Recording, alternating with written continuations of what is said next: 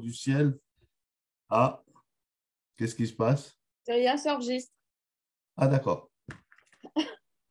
Alors, bonjour Moussa. Bonjour. Hein, très heureuse de te voir aujourd'hui, comblée. Comme je viens de te le dire, Pareillement, je te garderai pareillement. des heures. C'est toi qui vas partir, c'est pas moi. Alors, pourquoi ce livre, ce magnifique livre que j'ai reçu, que j'ai lu, merci pour la dédicace, Se reconstruire. Hein, il est magnifique ce livre. Pourquoi ce livre et pourquoi maintenant? Parce que je suis de plus en plus sensible à cette espèce de clivage, à cette espèce de manichéisme qui se pratique dans notre culture, c'est-à-dire diviser les émotions en deux parties, les émotions positives, les émotions négatives, voilà, enfin tout ce qui est positif, négatif, etc. Et puis voilà, donc je suis de plus en plus sensible à cette espèce de dichotomie, de clivage, de manichéisme, etc. Et puis voilà, bah, et puis d'autant plus que effectivement, voilà, donc avec l'âge, j'ai petit à petit réussi à élaborer un concept qui m'est extrêmement cher, qui est le concept de la dialectique féconde des contraires. Effectivement, dans la culture d'aujourd'hui, il y a une espèce de dichotomie entre les sexes, les hommes, les femmes, enfin, à tous les niveaux, bon, mauvais, bien, positif, négatif. Alors voilà, j'ai voulu, avec le concept de la dialectique féconde des contraires, mettre l'accent sur le fait que, en fait, voilà, à travers les épreuves de la vie, malgré les souffrances que ça peut occasionner, malgré les souffrances qu'on peut ressentir, eh bien, ces épreuves de la vie peuvent être aussi maturantes et peuvent aider le sujet à devenir un peu plus adulte, un peu plus lui-même. D'autant plus que à partir du moment où le sujet exprime une souffrance, à partir du moment où il y a un manque, et voilà, toute l'industrie d'aujourd'hui l'encourage, enfin, dans le système capitaliste de consommation, à consommer ceci et cela, que ce soit des médicaments, que ce soit, enfin voilà, la consommation des choses à l'extérieur. Et donc, toute la culture, quand il y a une souffrance, encourage le sujet à sortir de lui-même, à investir dans le dehors et dans l'extérieur, à combattre, enfin surtout à combattre cette souffrance à l'extérieur avec des moyens réels. Alors j'ai essayé de dire que non, qu'effectivement la souffrance est une lettre qu'on reçoit par le facteur, il comporte un message. Et donc, son message, en fait, c'est une invitation à rentrer dans son intériorité, enfin, à se nourrir et à s'abreuver à ses sources profondes. Et voilà, donc il n'y a pas de souffrance, elle n'est pas particulièrement négative. Et puis la solution, l'apaisement ne se trouve pas forcément à l'extérieur, mais en nous-mêmes. Par exemple, enfin, un exemple extrêmement rapide, la dépression n'est pas une maladie qu'on doit guérir, enfin, surtout par le biais de la consommation ou de la consommation de médicaments, mais la dépression, le symptôme dépressif, c'est quelque chose qui est venu nous guérir. C'est un messager qui est venu nous dire que pendant tant de décennies, on n'a pas été nous-mêmes, on s'est pas occupé de soi, on n'a pas été une gentille maman avec soi-même, et que vraiment la dépression, comme l'angoisse, hein, comme toutes les émotions qualifiées injustement de négatives, ce sont des messagers qui viennent voilà, nous rappeler à nous occuper, enfin, à être un peu plus nous-mêmes, à écouter un peu plus, à nous pencher un peu plus vers notre intériorité.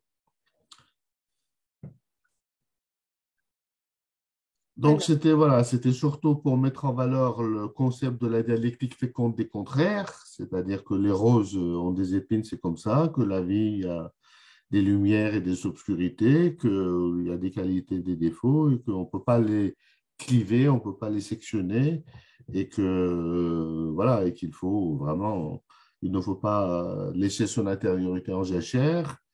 Et voilà, donc il faut être à l'écoute de ce qui peut effectivement quelquefois nous perturber et nous déranger, qui a un message, comme la fièvre et la douleur d'ailleurs, hein, parce que imaginez, si on n'a pas de fièvre, la fièvre n'est pas un phénomène pathologique, mais au contraire, ça vient nous indiquer qu'il y a une infection quelque part dont il faut s'occuper, comme la douleur, euh, exactement pareil. Oui, tu allais poser une question? Ah non, j'en ai plein, t'inquiète pas, t'es là pour 3 heures. T'as prévenu ta femme, j'espère. Alors, pourquoi avoir choisi le cas de Mélanie et celui de Victor? Pourquoi cela? Ils t'ont touché particulièrement? Et pourquoi je les ai choisis? Ben, je ne saurais pas trop dire. Parce que, par exemple, dans le cas de Victor, effectivement, ce qu'il a vécu, c'est une tragédie. Effectivement, la perte d'un enfant est quelque chose, voilà, c'est une blessure très difficilement cicatrisable. Voilà, c'est pas, parce que dans les épreuves de la vie, il y a des épreuves un peu de toute intensité et de toute importance objective. Oui, on peut, oui, une déception sentimentale pour un jeune homme de 20 ans, c'est pas pareil que pour un homme de 60 ans de perdre son enfant. Il y a une échelle de valeur des épreuves que parfois la vie peut nous infliger. Voilà, alors le cas de Victor était un cas très intéressant. La perte d'un enfant, a priori, quelque chose d'incicatrisable, quelque chose d'horrible, enfin, ça l'est objectivement. Bon, j'ai essayé de montrer à travers ce cas que bien sûr que la perte d'un enfant, c'est un drame, c'est une tragédie absolument épouvantable, mais j'ai essayé de montrer qu'en fait, un traumatisme, une épreuve touche le sujet à deux endroits, à deux pans de sa personnalité, c'est-à-dire l'épreuve, ça touche l'adulte, le père qui a perdu son enfant, mais ça touche aussi, à deux endroits, ça touche aussi l'enfant intérieur, le petit garçon, la petite fille qu'il était. Alors voilà, donc la douleur qu'une épreuve produit, c'est en fonction évidemment quelque part de son objectif, son importance objective, mais il sert aussi de facteur déclencheur. Il enfonce le couteau dans une plaie ancienne et donc ça fait mettre à jour et ça fait révéler toutes les douleurs, enfin tout le contentieux, tout ce qui était resté en suspens jusque-là, enfin toute la détresse en quelque sorte de l'enfant intérieur.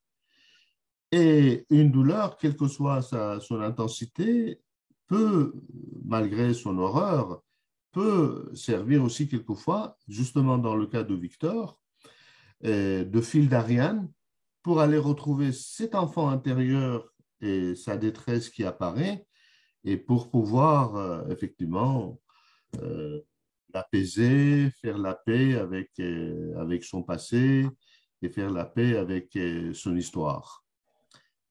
Voilà, donc ça c'était par rapport au cas de Victor. Et puis dans le cas de Mélanie, j'aborde aussi un autre thème très important que la plupart, la majorité d'ailleurs, des patients abordent, c'est-à-dire le thème de légitimité, illégitimité. Alors, ce qui est intéressant dans le cas de Mélanie, c'est qu'effectivement, enfin, elle se sentait dans la vie amoureuse, sentimentale, enfin, à tous les niveaux, illégitime, enfin, comme si elle n'avait pas le droit d'être heureuse, comme si elle n'avait pas le droit de prendre une place, comme si elle n'avait pas le droit d'exister. Voilà.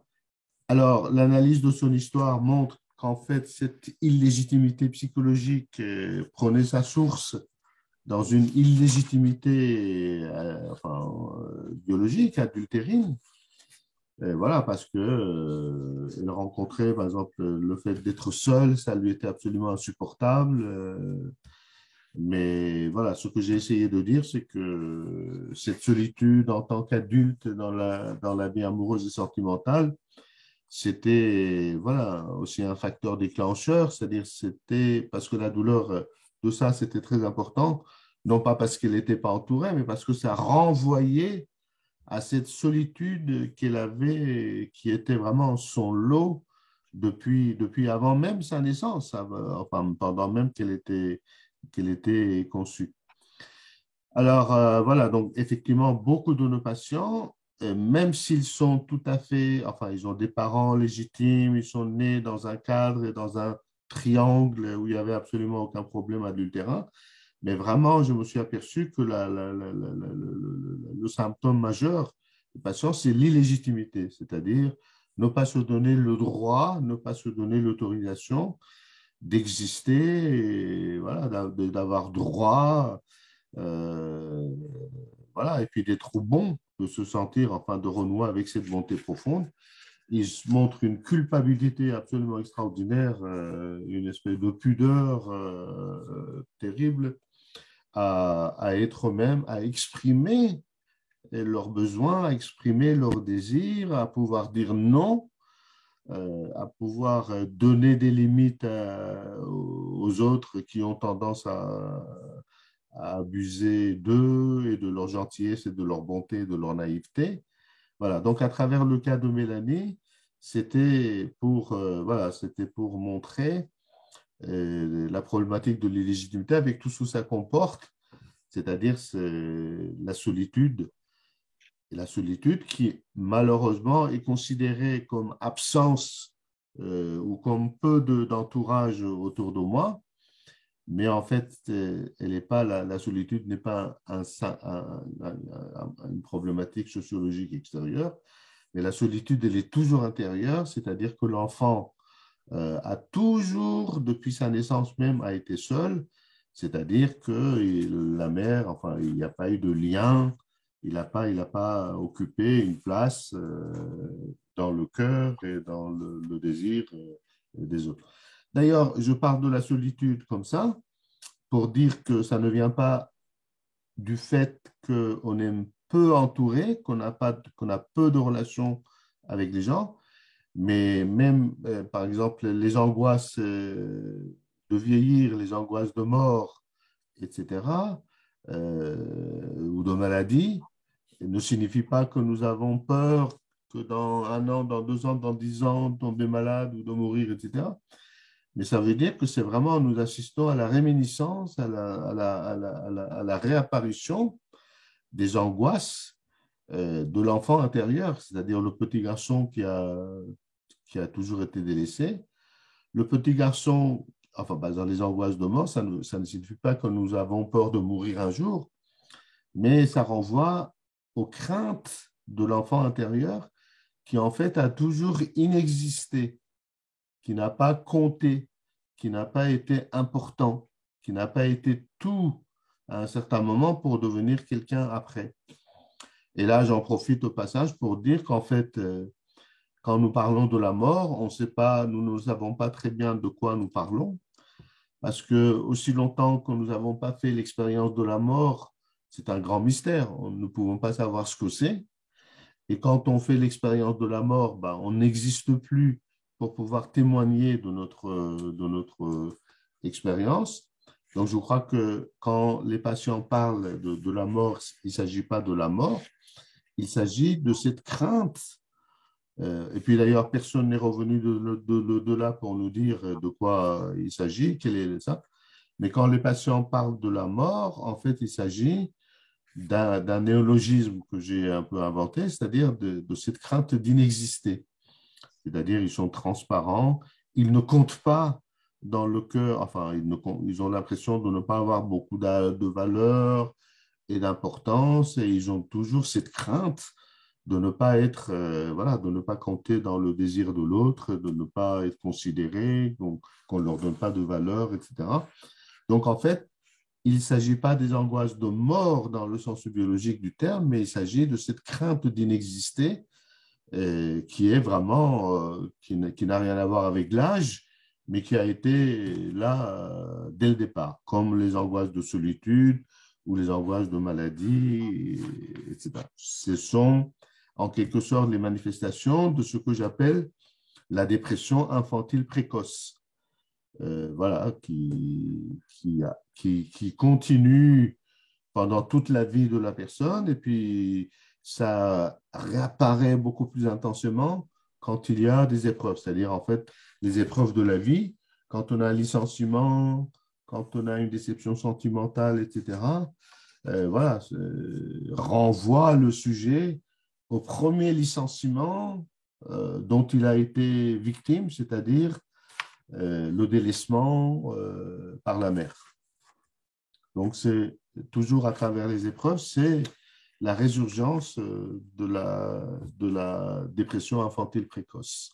Et justement, c'est ça le paradoxe, et c'est ça tout le thème de mon livre, c'est de ne pas prendre la dépression infantile précoce pour une pathologie à guérir, à soigner, que ce soit par l'intermédiaire des choses, des médicaments, des objets ou par l'intermédiaire des autres personnes, mais comme un message, comme une espèce de fil d'Ariane qui peut nous amener effectivement à l'origine et au sens de nos souffrances dans ailleurs et avant, c'est-à-dire dans le passé.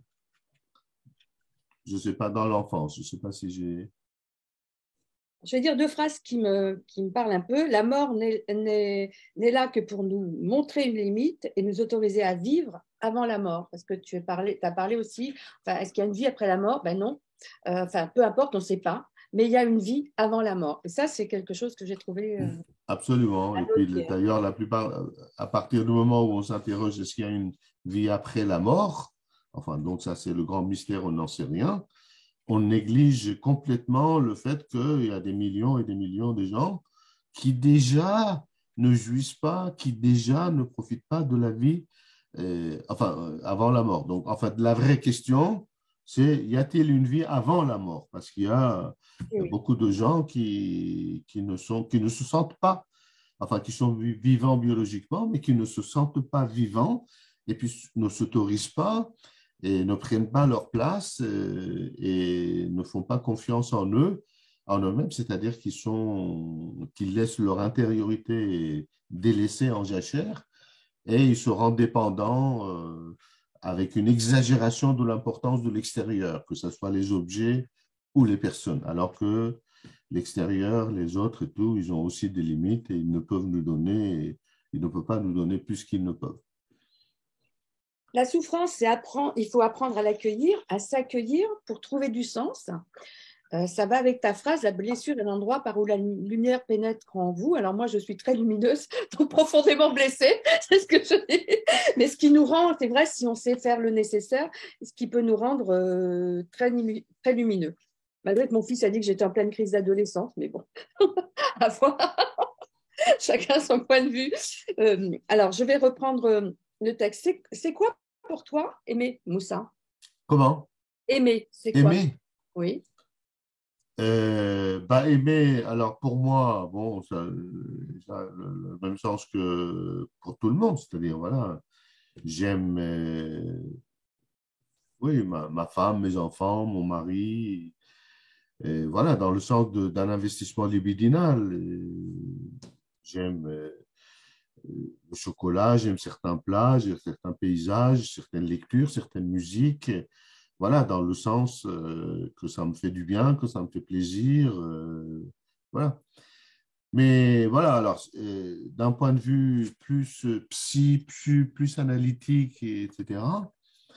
euh, oui, alors c'est pour ça que ça rentre tout de suite en contradiction avec si j'aime, je ne frustre pas. Si j'aime, je ne fais pas de mal. Voilà, donc alors je pense que dans un sens beaucoup plus profond, l'amour aurait quatre critères. Il y a quatre critères. Le premier critère de l'amour, aimer, c'est qu'on donne de l'amour. On s'intéresse, on s'inquiète, on prend soin. Voilà, tout ce qui est l'amour dans le sens par rapport à son enfant, par rapport à son conjoint, par rapport à ses amis. On les aime, on les protège, on leur donne de l'amour. Mais le deuxième critère aussi important de l'amour, c'est que on est capable de refuser.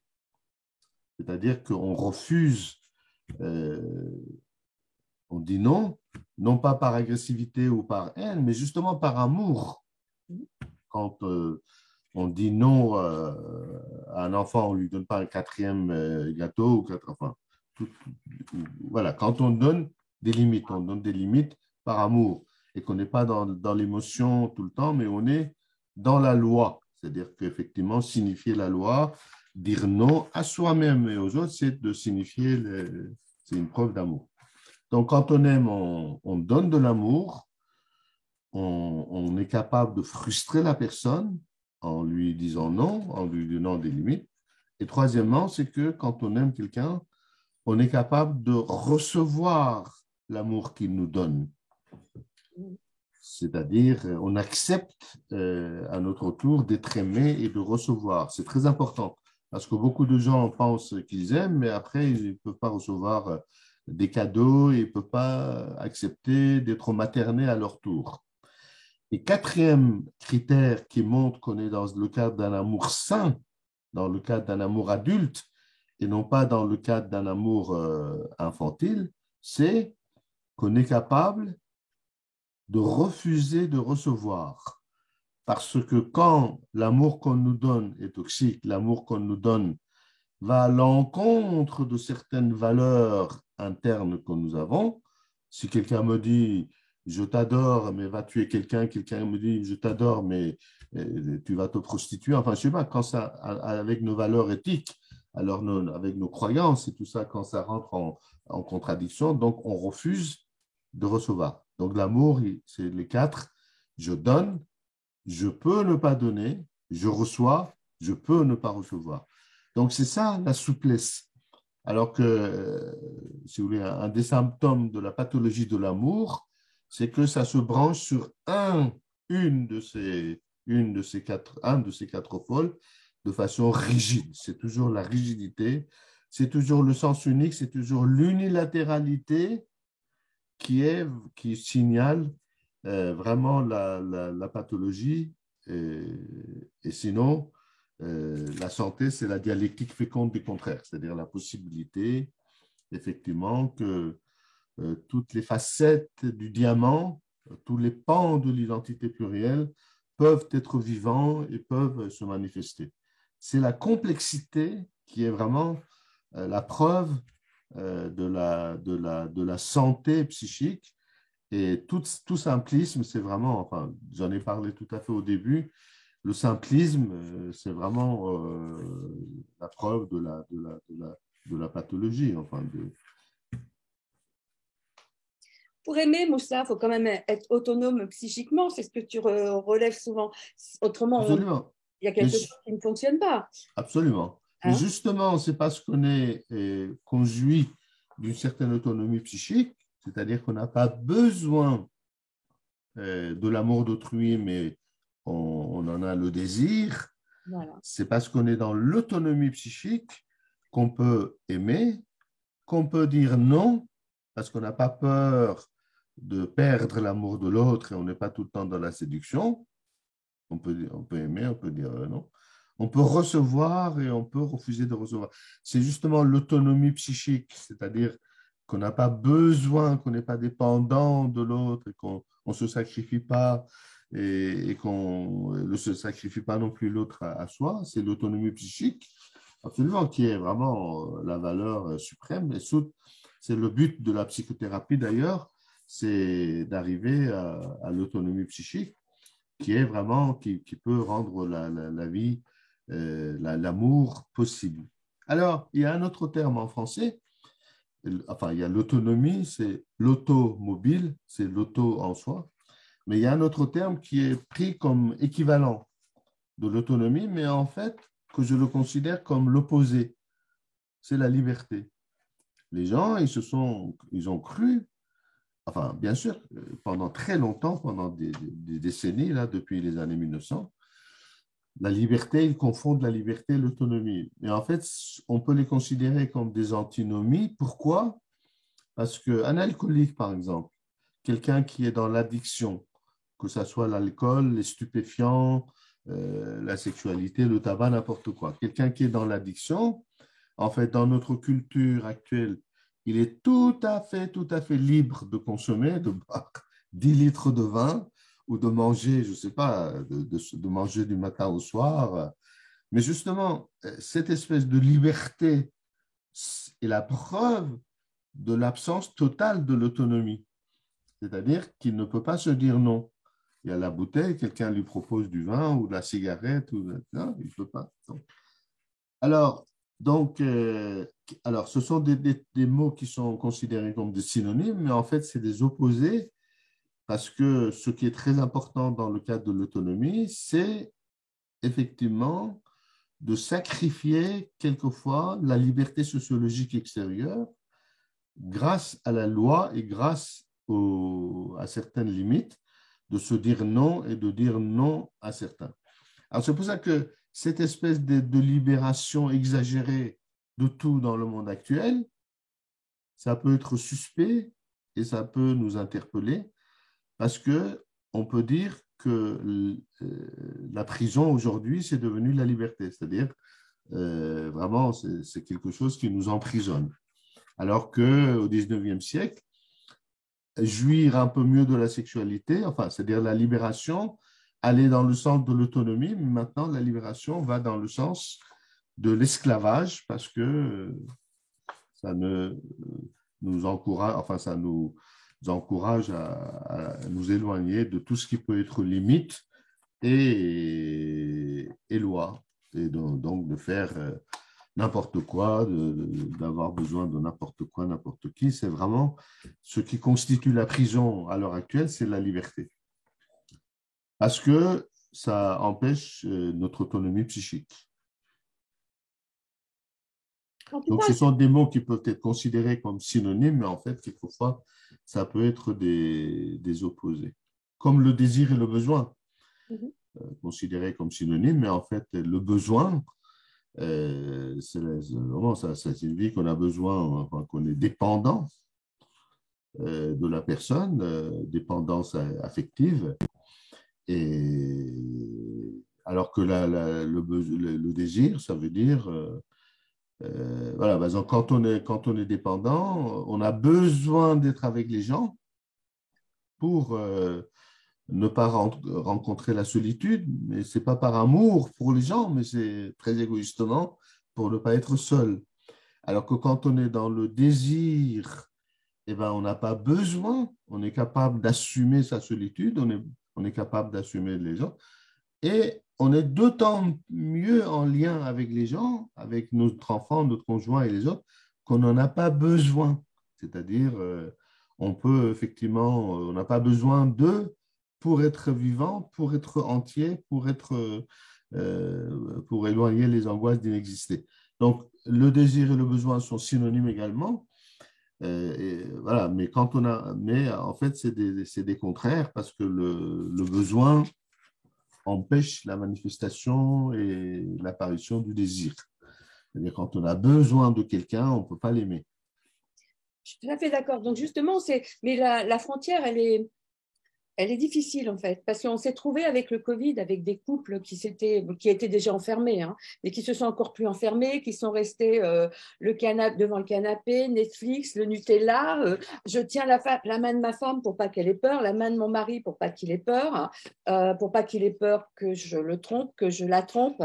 On est arrivé à quelque chose où la frontière entre besoin et désir est devenue compliquée, où les gens ne savent plus. Ils ne savent plus s'ils désirent, ils ne savent plus, ils ne ressentent plus le manque. Ils sont là, ils se tiennent la main, ils ne savent pas, ils ont l'impression d'être combien apaisés, mais en fin de compte, ils ne vivent pas. Donc, j'ai retenu plusieurs choses que tu as dit qui m'ont vraiment parlé. Alors, le couple, c'est faire advenir l'autre pour devenir soi, c'est aider l'autre à éclore en lui servant de garant et aussi de limite pour l'empêcher de se saboter dans la démesure. Chaque être, en créant l'autre, se crée lui-même et chacun, en devenant soi, fait advenir l'autre.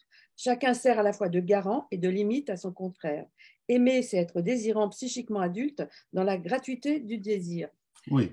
Hein, et c'est pas ça, Parce en que fait, on rencontre rarement ça, en fait. Hein. Alors, je continue sur tes propos qui me parlent. La femme ne pourra s'accomplir, vivre pleinement sa féminité que si elle est désirée par un homme qui l'aime et la respecte. Quant à l'homme, c'est grâce au désir de la femme qu'il peut s'irriguer amant. L'homme et la femme se complètent. Chacun apporte non pas le complément, mais le manque à l'autre. Oui. Ça doit permettre à l'autre de se rendre conscient de son incomplétude, de son imperfection, de ce qui n'est nul un défaut, mais une vertu. Donc là, on a beaucoup, c'est très parlant parce que c'est pas ce qu'on rencontre dans les couples maintenant. Bah non. Tout ce qu'on a dans mon bureau, c'est pas ça. C'est je tiens la main de ma femme pour surtout qu'elle n'ait pas peur.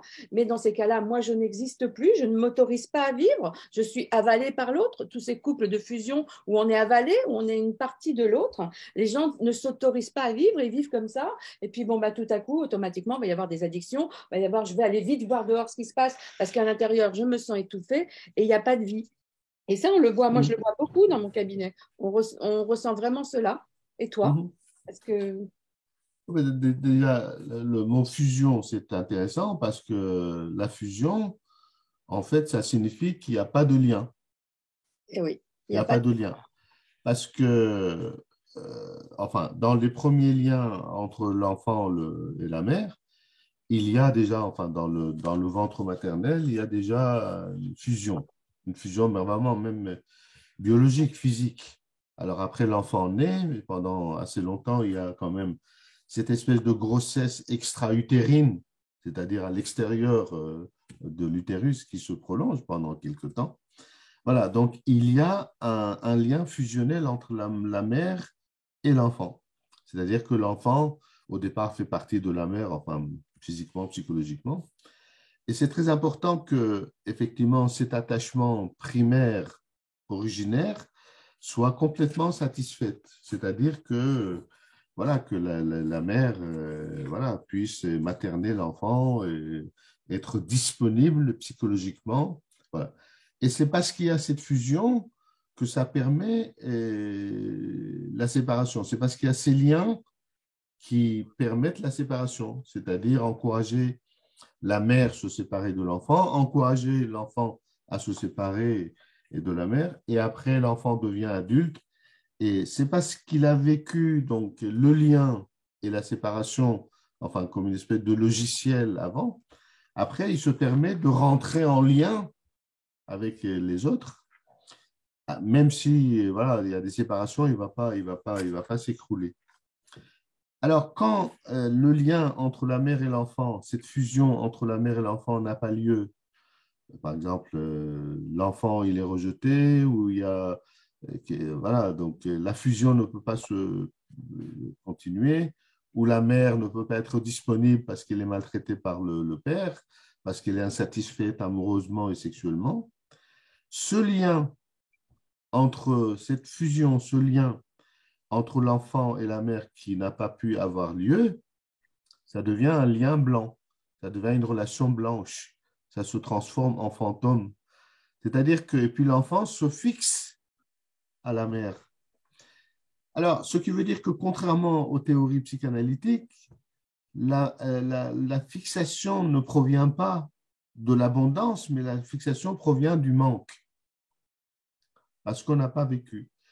Et quand on a vécu le lien amène à la séparation, et la séparation permet, la séparation avec la mère, permet l'instauration de liens après avec des objets d'amour, enfin avec d'autres objets. Et justement, la fusion, c'est la preuve irréfutable qu'on ne peut pas être femme séparée de l'homme séparé de la femme, qu'il n'y a pas de séparation, parce qu'il ne peut pas y avoir de lien sans la séparation des identités. Et toute fusion, confusion, comme dans le monde actuel où on ne sait plus qui est femme, qui est homme, et les changements sont tout à fait bénis, autorisés, applaudis, vous voyez, ça ne va pas dans le sens de la distinction-différenciation. Et comme ça ne va pas dans le sens de la distinction-différenciation, ça ne peut pas aller dans le sens d'engendrement des liens. Mais un autre problème très important que nous rencontrons aujourd'hui, c'est que, en fait, les hommes et les femmes, ils ne savent pas ce que c'est l'amour et ils savent pas, on ne peut pas vivre. Il y a des tas de choses qu'on ne peut pas vivre tout seul. On me demande à moi d'aimer quelqu'un, la femme de... C'est-à-dire que nous sommes seuls dans la culture d'aujourd'hui. On doit régler le problème de l'amour, de la sexualité, de la mort, de l'enfantement, de la croissance. Il y a des tas de choses. Tout, on est tout seul. Alors qu'avant, c'est pas pour dire que c'était bien, mais parce qu'il y avait aussi des exagérations, mais c'est qu'avant, on avait un tiers symbolique. C'est-à-dire qu'il y avait des institutions qui nous donnaient un cadre et des lois Voilà, ce qui faisait que ça pouvait nous aider enfin, à vivre notre deuil quand il y avait un deuil, à grandir quand il y avait des cérémonies d'initiation. Vous voyez, on n'était pas tout seul par rapport à des tas de problèmes qui sont très importants et qui nous dépassent entièrement. Maintenant, c'est nous qui devons choisir et inventer tout seul. Et dans ce sens-là, on est souvent confronté à notre émotionnalité de l'enfant intérieur et qui est clivée de la raison et de la loi et des limites. Donc la fusion, effectivement, ça traduit la difficulté de lien. Alors, la fusion, ou quand on dit c'est ma moitié, quoi. Je ne peux pas m'en passer, c'est ma moitié. Alors, moi, je Le reprends aussi, besoin, voilà, hein, c'est la absolument. même chose, voilà. Ce n'est pas Absolument. deux individus à part entière, en fait. Là, on est dans quelque chose où ça ne fonctionne pas, qui n'existe pas pour moi. C'est un tout. Absolument. Et voilà. Alors, vouloir réparer l'histoire de ses parents comme enfant thérapeute pousse l'enfant devenu adulte à devenir le meilleur, le bon père, le meilleur mari, mais pas un autre à côté de sa compagne. Aider, briller, soigner, se rendre utile, indispensable, se placer au centre, travailler avec acharnement, se sacrifier, rendre heureux, réparer, sauver les autres pour satisfaire le besoin de reconnaissance et d'estime du petit garçon et de la petite fille blessée, délaissée en lui pour penser sa blessure d'abandon. Impossible Absolument. d'accepter une faiblesse, une faille, défaut, une fragilité, un manque, son ombre. On est scindé en deux zones, une fête de lumière et de sérénité et l'autre noire, angoisse et dépression. Alors, je pense que quand on accepte d'être petit, on devient grand. Quand on accepte d'être soi avec ses failles, on peut accueillir l'autre. Ah, Quand c'est on ça la accepte, dialectique féconde des contraires. voilà, quand on accepte d'avoir été enfant, on peut grandir. Quand on accepte de s'aimer soi, on peut aimer un autre. Et quand on regarde au fond de soi, on regarde dehors. Absolument. C'est ce que C'est-à-dire que chaque fois qu'on arrive à savoir qu'il y a deux, à chaque fois qu'on arrive à intégrer l'autre aspect et à ne pas être dans la lutte et le bagarre, effectivement, ça ne peut que nous grandir.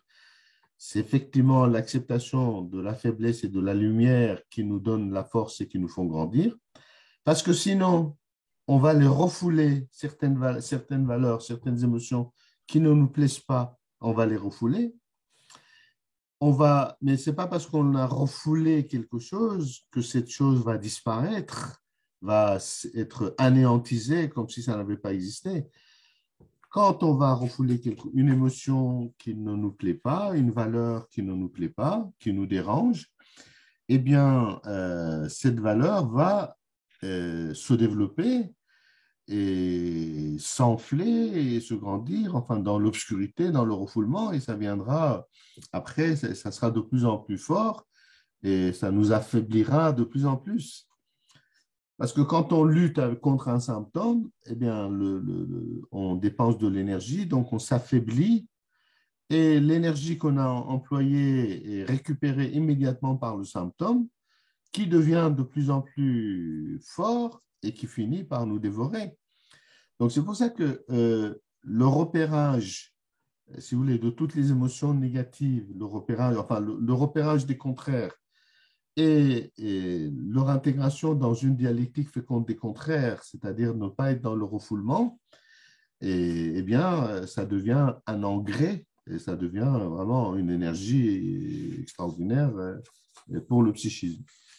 Alors que ça contredit l'idéologie actuelle qui va chercher des solutions toujours à l'extérieur, dans les antidépresseurs, les antibiotiques, les vaccins, les pesticides, voilà, la consommation, etc. Parce que genre, le manque, par exemple, eh bien, on a des milliers de moyens pour remplir le manque. Alors, plus on remplit le vide, et plus il devient agressif et envahissant. Alors que dans le cas contraire, vraiment l'acceptation du vide, c'est quelque chose qui nous remplit, c'est quelque chose comme l'acceptation de toutes les valeurs supposées négatives, le vide, l'angoisse, la dépression, la culpabilité, par exemple, c'est une valeur. Alors, on a négativisé la culpabilité pendant quelques décennies et on a voulu vraiment la supprimer. Mais en fait, la culpabilité est une bénédiction, c'est une valeur sublime. Donc, voilà, donc je préconise dans le livre de, voilà, les, les- les vertus de la passivité, de ne pas faire tout le temps, de ne pas trouver des solutions tout le temps, de ne pas être tout le temps dans la lutte et dans la bagarre et dans le refoulement, parce qu'à plus ou moins long terme, ce sont des choses qui se retournent contre nous. Alors puisque je parle de ça, un des motifs de la pollution, pas parce que c'est aussi un phénomène très complexe, eh ben, c'est l'hygiénisme. C'est-à-dire que si on veut tout le temps être propre, tout nettoyer, eh ben, donc comme on ne peut pas lutter contre la saleté, mais on ne fait que la déplacer, vous voyez, donc on est tout le temps dans le refoulement du sale, du refoulement du sale. Et ça va, et ça, voilà. Alors, on trouve de plus en plus de produits pour être de plus en plus propre, mais c'est justement tous ces produits de lavage qui viennent se venger en quelque sorte après, parce qu'on ne peut pas lutter contre la saleté. Donc, l'acceptation de ce qui ne nous plaît pas les rend de moins en moins dangereux et ça peut servir d'une énergie à notre croissance. J'aime bien cette phrase chez toi. La maison soit habitée par deux colocataires, l'adulte et son enfant intérieur. Quand on se sacrifie pour quelqu'un, c'est lui que l'on immole sur l'autel de son narcissisme. C'est des phrases magnifiques. Absolument, si vous voulez, c'est ce qu'on appelle un peu l'altruisme. Parce que dans l'altruisme, alors exagéré, qui va jusqu'à le sacrifice de soi, de ses désirs et besoins, voilà, on a érigé ça au rang d'une valeur humaine. Voilà, on l'applaudit. Alors qu'en fait, il n'y a rien de plus égoïste qu'un altruisme exagéré. Parce que dans l'altruisme exagéré, on n'est pas dans le don, mais à travers le don, on est dans la quête de la reconnaissance. C'est-à-dire qu'une mère trop aimante, par exemple, donne trop d'amour à son enfant, non pas parce qu'elle aime trop son enfant, mais parce qu'elle se comporte comme une petite fille qui a besoin de quémander, de mendier, de dire à l'enfant, tu vois, moi tu as une maman adorable, tu as une maman gentille, donc aime-moi. L'amour qu'elle n'a pas reçu de ses parents dans son ailleurs et avant, elle va le demander à son enfant en étant trop bonne, trop comblante, trop maternante. Et puis en plus, elle va priver son enfant voilà, de développer ces mécanismes d'immunité, de défense et voilà, de l'affaiblir, enfin de le rendre toujours dépendant et passif. Et tout ça. Donc, dans l'altruisme exagéré, en fait, c'est la preuve d'un narcissisme vraiment hyper exagéré parce que quand on aime vraiment l'autre, je l'ai dit tout à l'heure, on lui donne, mais on peut lui dire aussi non, on peut aussi lui refuser. Enfin, c'est les quatre critères. Donc, voilà, l'égoïsme, enfin, l'altruisme exagéré, hein, parce que l'amour de l'autre est une valeur très précieuse. Mais l'altruisme exagéré, quand on se sacrifie, par exemple, pour l'autre aussi, quelquefois, c'est commandé par le fait que pour ne pas me sentir coupable, et pour ne pas se sentir coupable, on dit oui, on fait des choses, on se sacrifie aux autres. Mais alors, vous voyez, ça aussi, c'est un mécanisme en fait, qui va se retourner contre nous parce que on arrive pendant quelques minutes ou pendant quelques jours à se déculpabiliser en se sacrifiant, à ne pas à aménager sa culpabilité. Mais après, on ne fait que multiplier sa culpabilité, son sentiment de culpabilité par 10. Pourquoi? Parce que pour l'inconscient, aucune faute, aucun péché n'est plus grave que celui qui consiste à se sacrifier, le sacrifice de soi. Donc, apparemment, on fait quelque chose, voilà, on se sacrifie comme ça pour apaiser sa culpabilité, comme ça on ne se sent pas coupable. Mais en fait, c'est une stratégie vraiment tout à fait pernicieuse parce qu'on multiplie sa culpabilité par 10. Alors, c'est pour ça que la meilleure façon d'apaiser sa culpabilité, c'est de commettre la faute.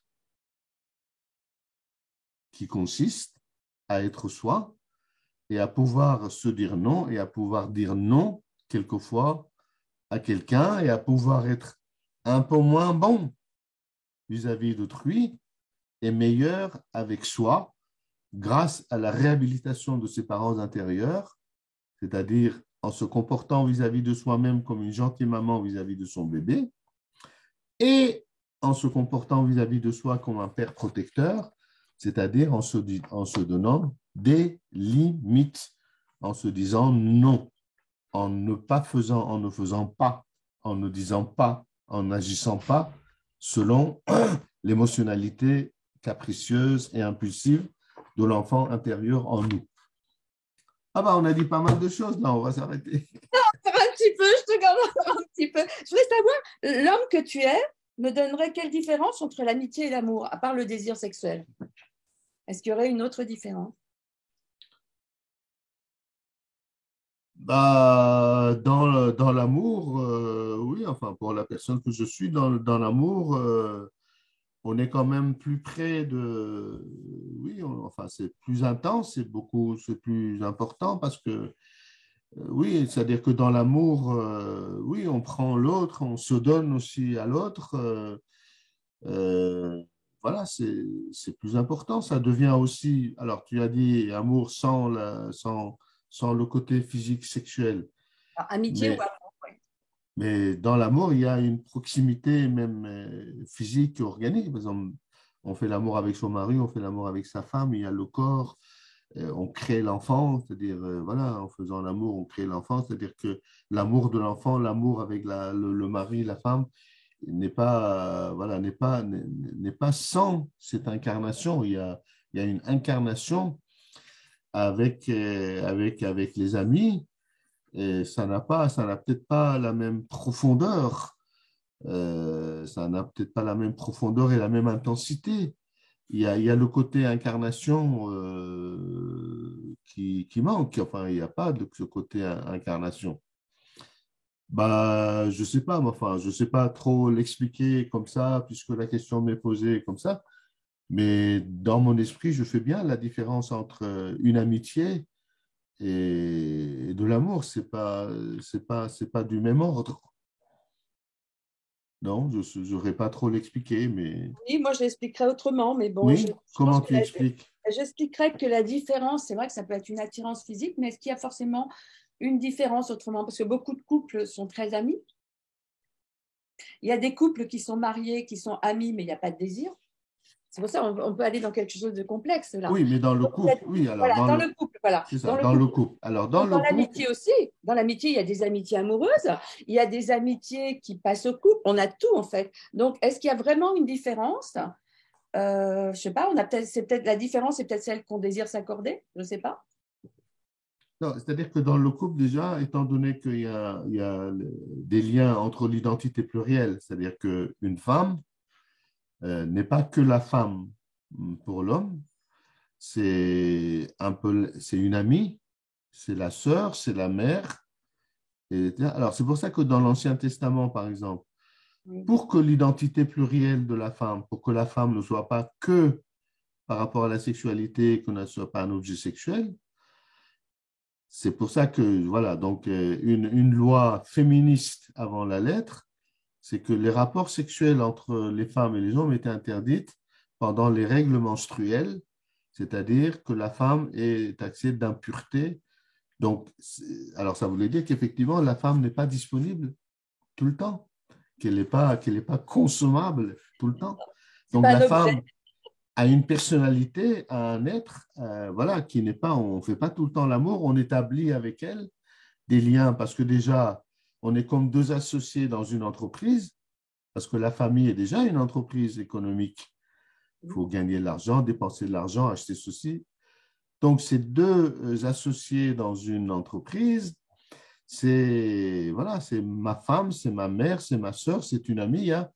S'il n'y a pas cette complexité, s'il n'y a pas ces différents visages, et que si la femme est réduite, ou l'homme d'ailleurs, hein, à une seule de ses fonctions, c'est-à-dire amie ou mère ou sexualité, etc., le couple s'écroule, ça ne peut pas durer dans le temps. Voilà.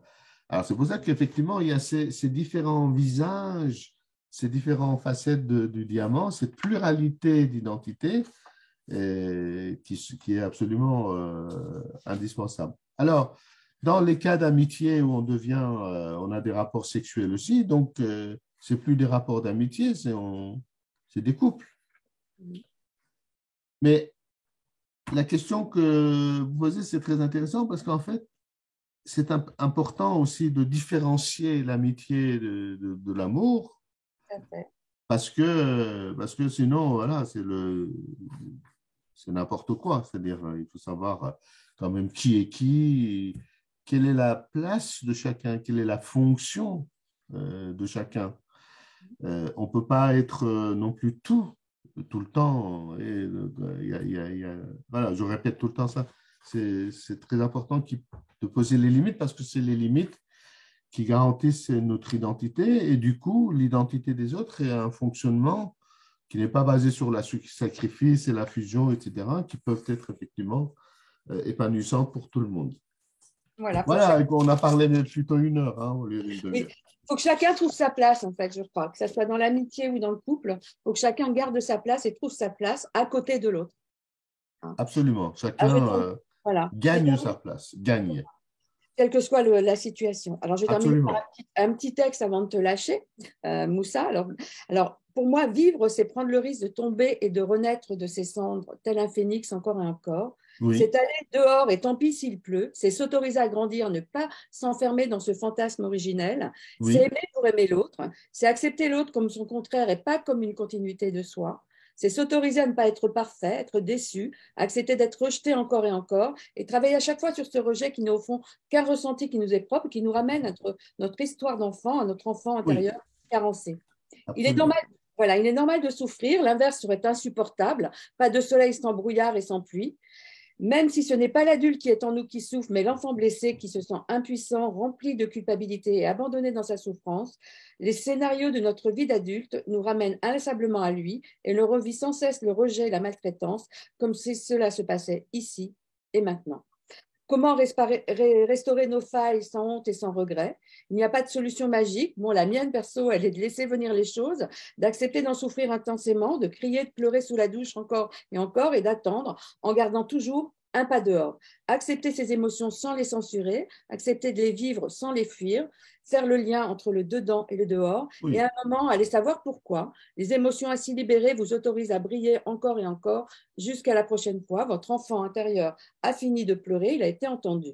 Ainsi va la vie, et vivre, c'est avant tout accepter de regarder dehors le ciel nuageux, la pluie, la neige, le brouillard, dans l'ordre ou dans le désordre, pour tout à coup ressentir sur son corps la chaleur du bien-être et tout au fond de soi le soleil briller de tous ses éclats. Alors, je vais finir par une phrase qui me touche et me ressemble et terminer en parlant d'aimer. Il me semble une belle conclusion. Oui, je confirme, il existe une vie avant la mort. Il suffit simplement d'accepter d'être soi, ne plus cliver en prenant son enfant intérieur par la main. Aimer, c'est aider l'autre à briller, alors qu'il nous aide à briller en retour dans le respect de nos différences, en accord avec nos autonomies psychiques respectives, en s'acceptant, alors j'y reviens toujours, imparfait et vivant sur le chemin de nos désirs. Alors merci Moussa pour ce moment. Merci pour cette belle conclusion. Voilà, pour ta bienveillance et ton authenticité remplie d'humanité. Je suis personnellement très heureuse de faire la promotion de ton livre pour sa sortie en librairie. Alors je pense qu'il est sorti là. Oui, hier. Hier, Se reconstruire, que j'ai lu avec beaucoup de plaisir, reçoit en retour au nom de tous les membres de l'Association des psychanalystes modernes, de Serge Sommer, de Pascal Brégeron et de moi-même, notre plus profonde humanité. Merci. Au revoir pour ça. Merci à toi. Merci beaucoup. Au revoir. Je suis ravi, au revoir.